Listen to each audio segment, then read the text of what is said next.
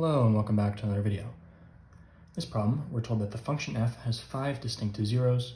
We're asked which of the following graphs could represent the complete graph of f in the xy plane.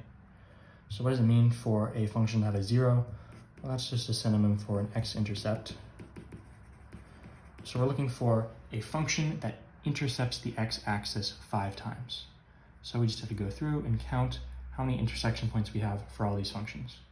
So for a, we have 1, 2, 3, 4. Again, just going left to right through the x-axis, we have 1, 2, 3, 4 interception points. For b, we have 1, 2, 3, 4. Same thing.